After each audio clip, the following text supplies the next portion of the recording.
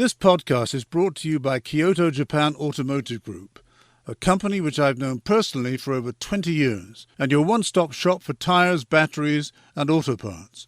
Visit their website at www.kyotojap.com for more details.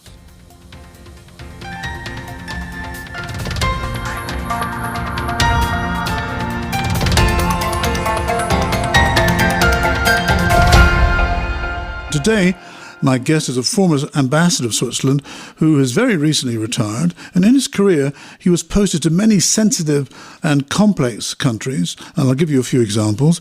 I mean, his early career during the 1990s, he worked for the Organization for Security and Cooperation in Europe, the OSCE. It was in Vienna.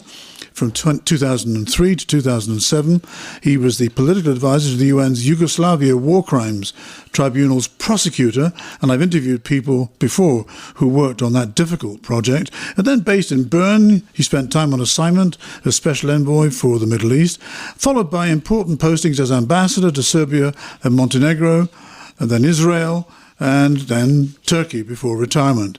Now, to put it in my own inexpert attempt at the language of diplomacy, and as a testimony of the high esteem in which he was and is held, these are all very complex countries. Daniel Ruch, welcome to the McKay interview. Happy New Year to you, and thanks for making time for me. Well, thank you very much for having me, Michael. It's a real pleasure to be here.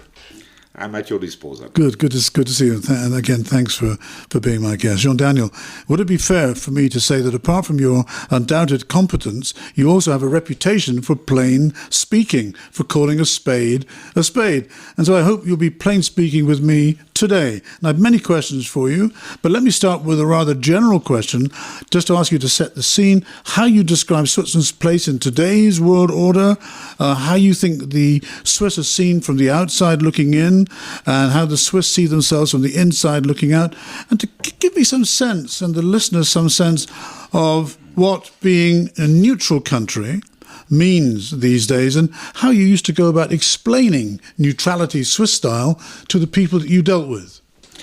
Well, neutrality is being challenged in today's world, and it's not the first time. It's usually the result of an increased polarization in our strategic environment, and God knows if our environment has become even more polarized, especially after the invasion of Ukraine by Russia. But this is not new.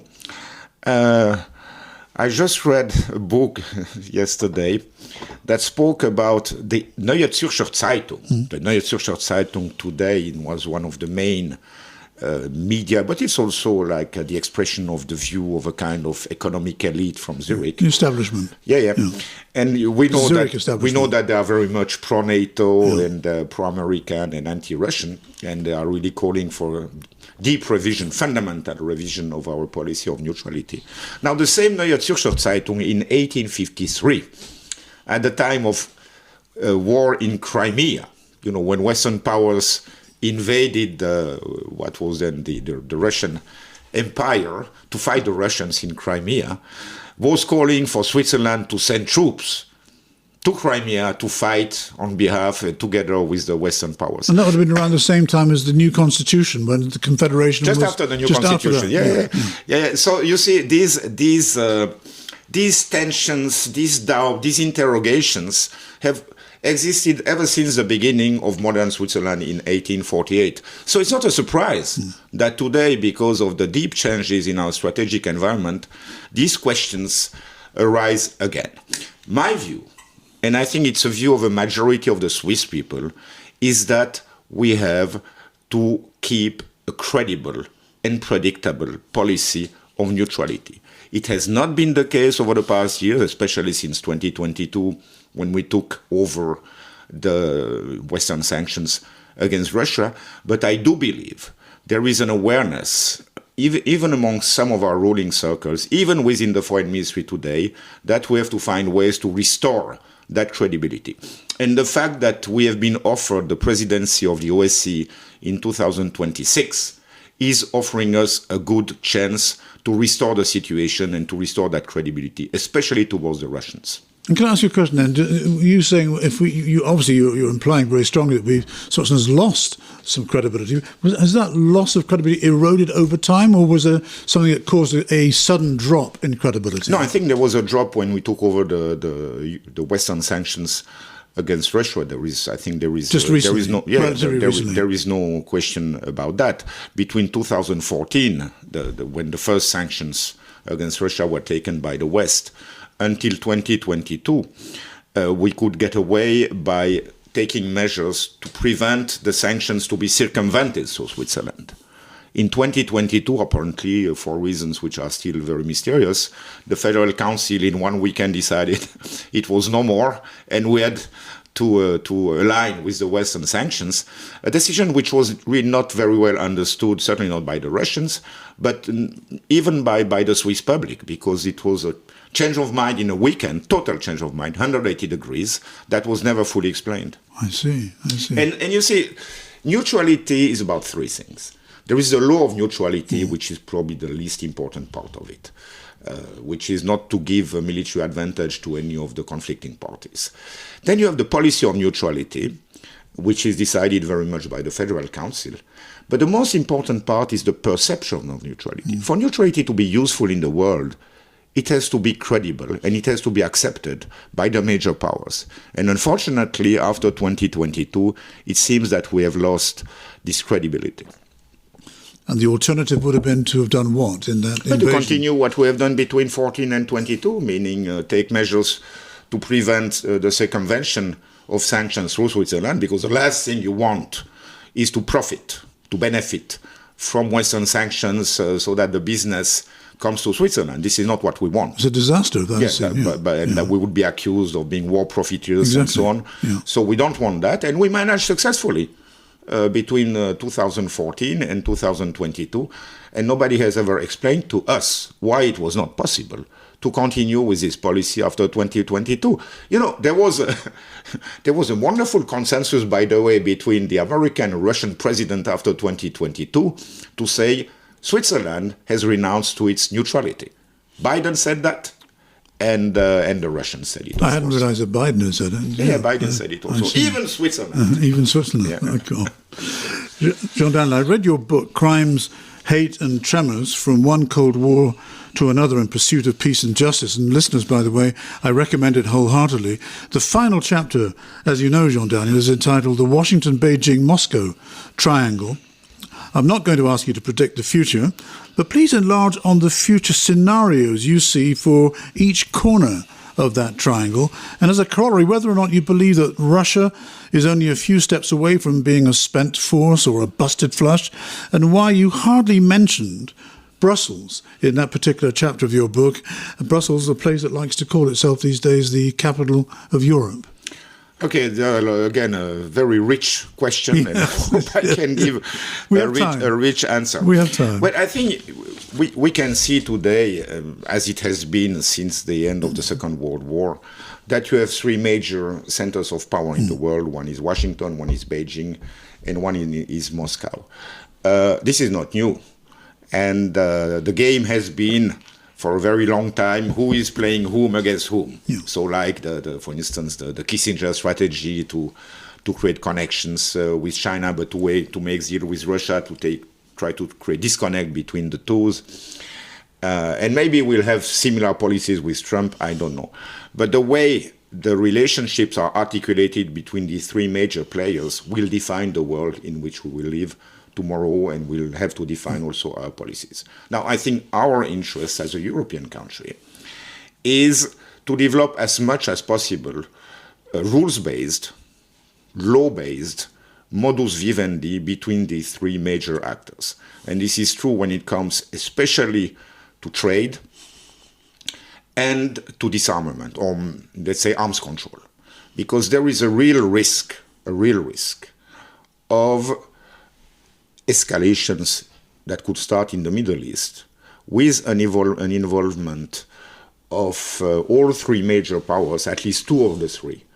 And we never know when it can stop. Now, if you look into the future, with the introduction, almost mandatory introduction of artificial intelligence into the command and control of weapon system, including nuclear weapon system, I mean, a non-provoked nuclear war, even without human intervention, Well, just a mistake. Decided by the artificial intelligence. Yeah, no, I understand what you mean. This is very dangerous. Yeah. So that's why I'm saying one of the priority, and maybe Switzerland could find a way to play a useful role there, is to find new arms control regimes between these three major powers.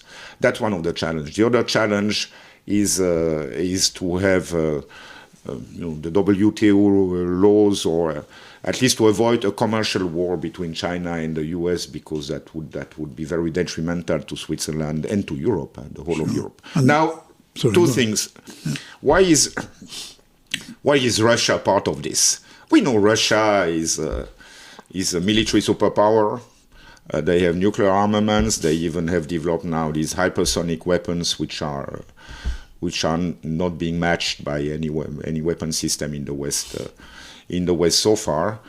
But especially, it is a super large country with vast amounts of natural resources. Yeah. And unless there would be an unexpected collapse of the political system and, let's say, disintegration of Russia, which frankly I don't see. Maybe some people can dream about that, but I think so far it is a dream. Russia will remain a superpower, be it only because of its territory and what is in the soil of its territory. Europe. You said, why do I not mention Europe? Brussels, yeah. Well, unfortunately... We should say the European Union. Yeah, I mean... the European Union has done one thing which is invaluable for us, but also for the rest of the world. It has stayed quiet. There was no war in Europe since the Second World War. Oh, from that point of view, stayed quiet. It has stayed quiet. Yeah. And that's already an immense progress compared to the previous centuries. Oh, thank God, after the terrible... Yes, exactly. So the EU has not developed into the same kind of superpower like the three other major centers of power I've described. And, well, it's fine for me, because at the end of the day, the most important thing with the European Union project is to avoid a war on the within the borders of the European Union. Well, that was the raison d'etre, isn't it? Exactly. So France and Germany to stop killing each other.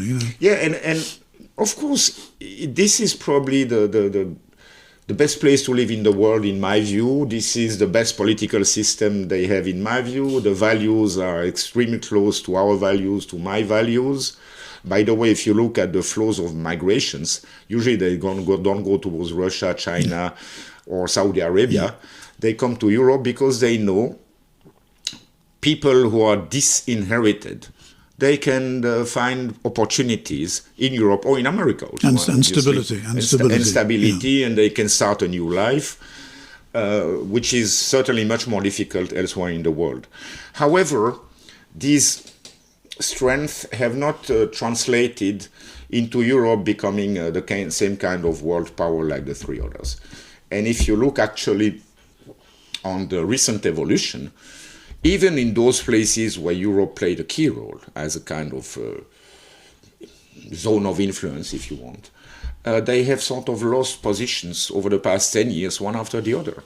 And this is true in parts of Eastern Europe. This is true in parts of the Middle East. And especially in those last years, it has been true in Africa. Look at the Sahel. Even Chad, which has been the stronghold of the French for decades after their decolonization. Now the French forces are leaving. That's right. Exactly. Look, my guest today on our first McKay interview of 2025 is Daniel Ruch, former Swiss ambassador to Serbia, Montenegro, to Israel, and to Turkey. Just touch a little bit on China. I've got a book at home. You've probably got it too and read it, Millennium, a history of our last 1,000 years. It was written in 1999, 2000 about that millennium. Then China was the major power in 1999, not 1999, 999 and 1000. Is China heading back into that situation of being the dominant power, or was that just I think it's pie in the sky? Pie in the sky. I think it's a bit difficult to make this comparison at 1,000 years of distance. Today, the world is really a global village, interconnected everywhere between Shanghai, Los Angeles, and Geneva. So you cannot really compare that with the situation of 1,000 years ago. Now, I agree with you that China was probably certainly one of the most sophisticated empires and society and civilization 1,000 years ago. If you look by the realizations. Yeah. That they made, the crafts and the industry, and also the territory they controlled, which was already huge in those days. But I believe that these are wrong comparisons. This being said, certainly in the mind of the Chinese, of many Chinese, and also in the official propaganda and ideology, there is this notion that China has to get back its natural position in the world. That's right, exactly. Which is the empire of the middle being the center. And this mindset is definitely very present in the leadership of China, and they certainly use that also to motivate their people. They were wronged, and they were, by the Europeans in the 19th century and even in the 18th century, going way back to when the Portuguese got there, I think even in the 17th century. So I can understand that, I can understand that. Yes, and there is the other driving force that the Chinese are using very much is the humiliation they resented. That's right. When the Western powers forced them to accept unequal treaties back in the 19th century. So there is, it's being used for propaganda purposes also, but I think there is a feeling somewhere in the Chinese people which is carefully maintained to say, we have been humiliated, we'll never be humiliated again, and I wouldn't say there is revanchism, whereas you can see revanchism in Russia, but certainly to wipe and to wash these humiliations is part of sort of the national psychology of China, carefully maintained, entertained by the government, by the Communist Party. Tell me, what happens, Jean-Daniel, when big players in global politics no longer respect the so-called rules-based order post-1945? I mean, the Americans did it in Iraq in 2003. The Russians have done it more than once since the fall of the Soviet Union. And the Chinese, having bent their agreement over Hong Kong, might eventually persuade themselves to do it over Taiwan. Might do it.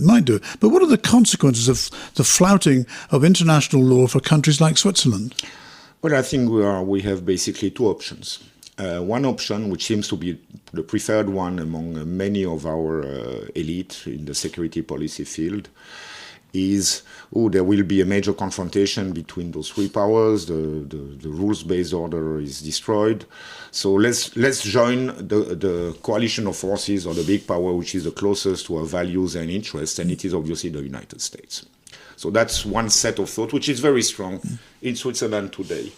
And then you have another set which is, well, wait a minute, the world is not yet destroyed.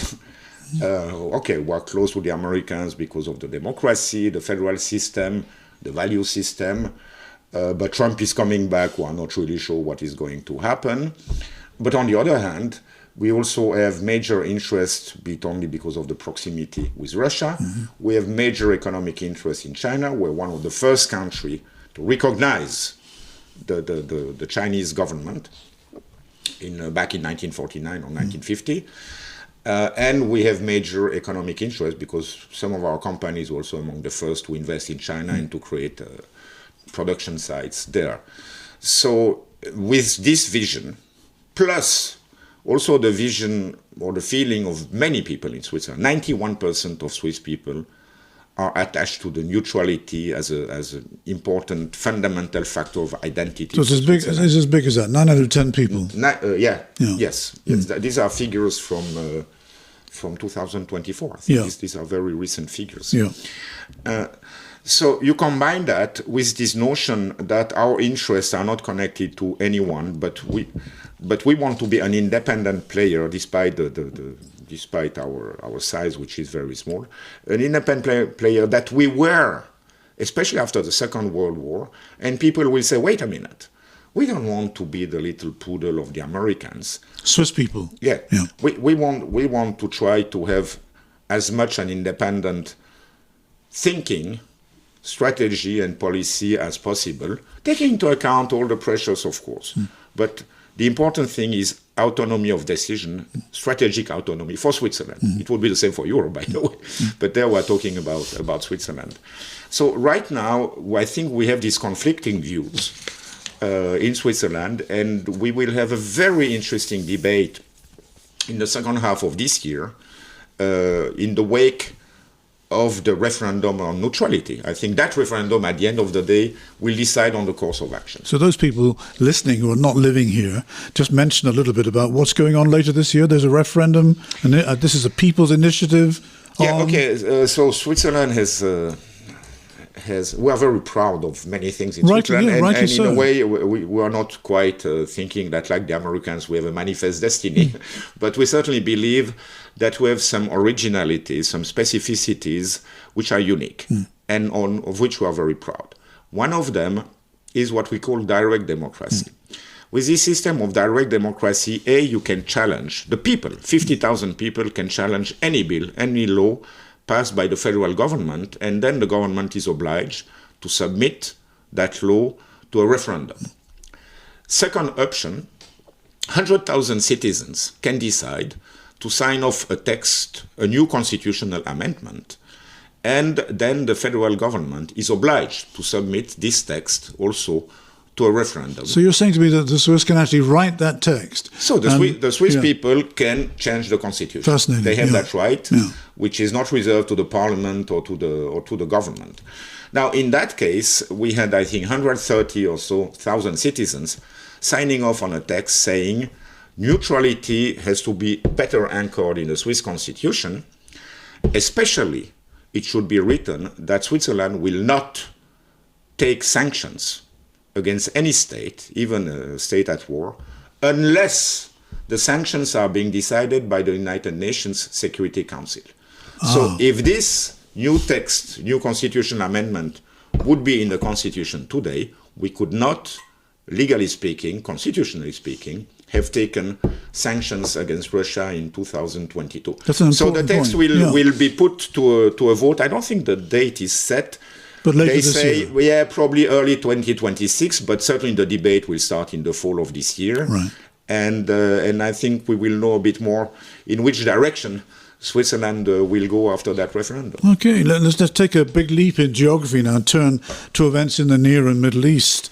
Jean-Daniel, Israel, Gaza, Lebanon, Yemen, and the neighbours, big and small. Well, when Gaza is flattened, Hamas destroyed physically, if not ideologically or spiritually, with Hezbollah weakened as never before, Iran's inclination to fight through smaller proxies outside its borders dramatically reduced, how can trust, in your experience in that region, how can trust between the warring parties be rebuilt? How can Jews and Arabs live together on that narrow strip of land that both lay historical claims to?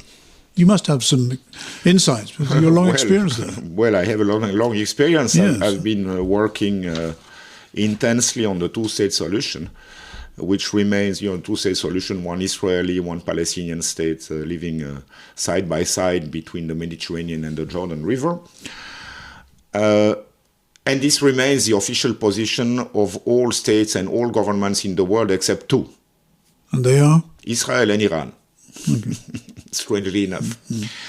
But nowadays, if you look at the map, if you look at the sufferings, if you look at the resentment, if you look at the hate, if you look at the fear, it's very difficult to imagine in the foreseeable future any long-term stabilization or solution that would give to the Palestinian people their right to self-determination.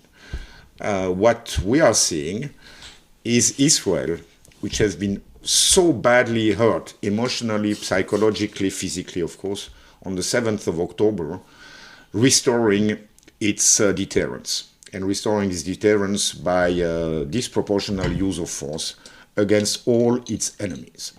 Hamas, Hezbollah, the Houthi in Yemen mostly, with the aim of damaging Iran. Now, whether that will go all the way to an escalation with Iran involving American forces, we don't know yet. Don't know, this is not at all excluded, but that has been the strategy. The cost is super huge, because the cost in terms of innocent lives taken is absolutely dramatic. Yeah. And that will, of course, nurture desires for revenge, terrorism probably, for the foreseeable future.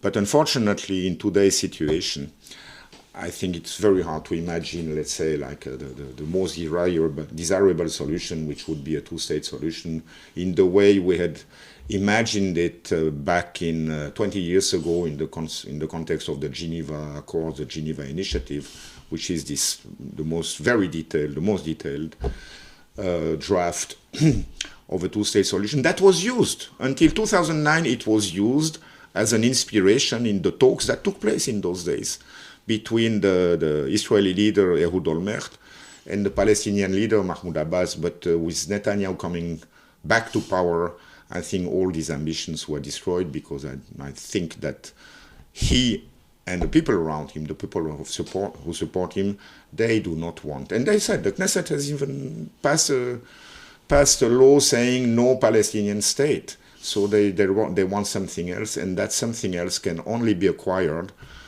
by force and by maintaining strong deterrence in that region. So to go back to my question, though, I mean, maybe it's just an impossible question anyway right now, because conflict still goes on. But where do you even begin to start to reestablish something that can lead to the building of trust? I mean, I know, and maybe I'm sounding just too theoretical. But I know where to start, and we have many. Tell me where. We have many organizations, NGOs, including some based in Geneva, wonderful NGOs, and very credible ones, who are bringing together artists, civil society activists, women groups, high-tech people from the Palestinian and the Jewish Israeli side to recreate these connections. However, such people-to-people contacts have existed for decades, and they were never really strong enough to influence the political system. Those who have the say today in the political system on the Israeli side are those who want more settlements, more ethnic cleansing, greater Israel. And these people are utterly dangerous, but they are very strong today. So maybe a sort of mid-term solution, or not even mid-term, or temporary solution, could be that the monarchies and the Arab dictatorships and monarchies find some temporary agreement with Israel that will produce some sort of stability, help to restore the situation in Gaza, which will never be what it was before, or what it was 5,000 years ago, because Gaza was a sort of Singapore thousands of years ago. But at least it may maintain some sort of apparent stability for a while. But I don't believe that the Palestinians or that the Arabs or that the Muslims will renounce forever to these holy places like Jerusalem. So unstable stability, let's say, is possible, but peace in the foreseeable future or long-term stability is very hard to imagine. And just, again, not to deflect the conversation, but I'm curious to know, with you having been an ambassador in that part of the world, how you see the role of Turkey. It was former imperial power over hundreds of years, lots of experience, lots of influence at that time, transformed in 1918 essentially. But it seems to me, as a novice in this area, that it's growing again. How do you see Turkey? Turkey has developed precisely what I was talking about, what I would like Switzerland to develop also, a kind of strategic autonomy. They have been for a very long time a very trusted and loyal ally to the United States and NATO. They are members. Yeah, NATO member. Yeah, biggest, they're still members. second biggest army, I think. Yes. Yeah. But under the leadership of Erdogan, they have developed much more autonomy and are now basing their foreign policy and also military policy. I mean, also using military forces for two key principles. I mean, two key objectives. One is the security of their borders and of their country, and they feel threatened by the presence of Kurdish forces that they say are affiliated with the separatist Kurdish forces in Turkey, PKK, in Syria. So they want to neutralize that threat. That's the first thing. And the second ambition is to restore their influence in parts of the former Ottoman Empire. But I'm talking about influence. I'm not saying that they want to annex. No, but there's a linguistic cultural connections from hundreds of years ago. Well, linguistic, yeah, you have some documents, but I think they want to exert their influence more through investments, through the economy. You know, Syria is a big place to build. Now, there are the two major countries who can do this big infrastructure project. I mean, the two countries with the most international contractors are China and Turkey in the world. So Turkey is very well placed in Syria, for instance, to help with the reconstruction. Let's see who is going to fund that. So they can benefit economically tremendously from that, but also politically by extending their influence. And let's not forget that there is always a kind of competition for the domination, for the primacy in the Sunni world. And Turkey is always in competition with Egypt and Saudi Arabia for this. And now they have definitely scored point by bringing al-Julani in power in Damascus. And then the other element is the security of their borders and of their territory. And there you have the Kurdish question. And you brought to the fore my last question, which is about Syria. Did you foresee the rapid demise and collapse of the Assad regime? And you tell us, again, from your experience, having been in that part of the world, why it's so important, why Syria is so important, and what kind of government do you hope for in a place like Syria? Was its long history? Well, to start with the question on had I foreseen, of course not. I had to ask you, though. I had to ask you. Frankly, I even wonder if the Turks, who have been the mastermind of this operation, had foreseen such a quick collapse.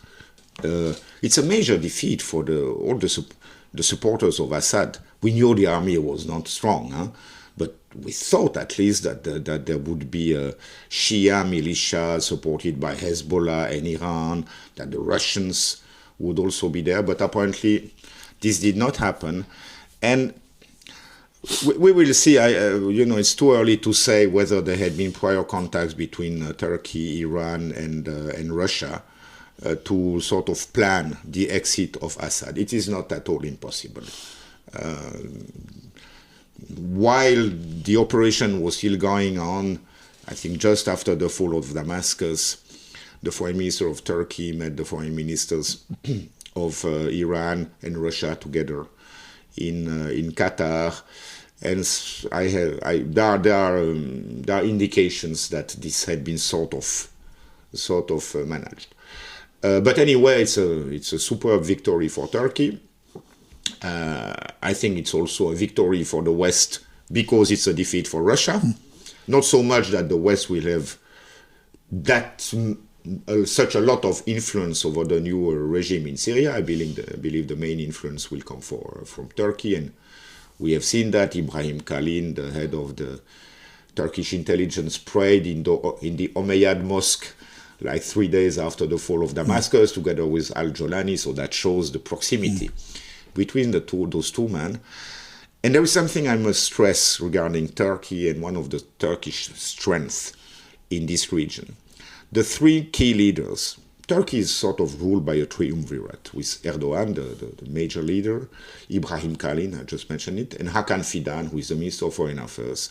Before that, he was 10 years the head of the intelligence services. Now, these three leaders have two things in common, which gives them a lot of strength. First is a very strong spirituality. based on the teaching of one of the Sufi currents. There are many streams in Sufi, one of them. And so the spirituality gives them strength and credibility. The second thing is they share this kind of vision of, I wouldn't call it neo-Ottoman Empire, but certainly they have the vision of what the Ottoman Empire used to be. The roots of their action lies in the Ottoman Empire, and they want to spread, to project the influence of Turkey because they believe it's in their interest. It's also in the interest of the stability of the region in their mind.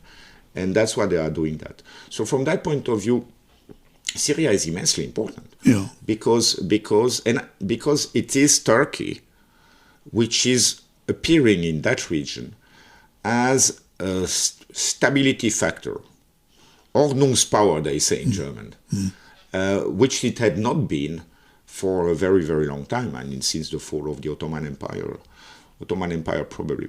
Now, another reason why Syria is important is because of the history, Damascus, the Umayyads. Of course. And they live together, the different religions, quite well. I will come to that. But also geographically, Syria is very important because it used to be the land corridor between Iran and Hezbollah in Lebanon. Now it is broken, so it's a very important east-west corridor, but it's also a very important north-south corridor. Yeah. And one of the projects, which is again on the agenda, is the creation of a gasoduct or pipeline between Qatar and Europe through Syria and Turkey. Now this becomes possible again, and that would of course increase the independence of Europe towards other sources of gas and oil. So geographically, that's why it's also important. Now, what do we want for... What do you hope for? What do we... I think I'm not the only one. I think Europeans are for that. Yes, I know. And of course, what we want is that the rights of the minorities are being preserved and that they manage to find a harmonious system of governance, which includes the Alawi. That will be the most difficult part because, as we all know, Assad was an Alawi and there is probably a lot of resentment. A lot of possible for vengeance. Yeah, and you understand the feelings of the people. Of course, so probably to mitigate this risk, they need to put together trials, maybe an international court, a court which is not seen as a court for revenge, but as a court for justice. But this is internal, not the ICC, not the international court. The ICC has no jurisdiction there. Yeah. But to add credibility to the court, what they could do is to bring international judges. And they should abolish the death penalty, by the way, because what the Americans did with Saddam Hussein, I think, was not to the honor of the West. So, but you need this kind of transitional justice process to be established. Now, it's not only the Alawis. The Druze are not super happy, so they need to find a way with the Druze. The Christians are many Christians are scared because they were also protected by Assad. And leaving. Some are leaving, unfortunately, so I think it would be important to keep a strong Christian presence there, which is also important from the business point of view, because traditionally the Christians were holding the bazaar. That's right.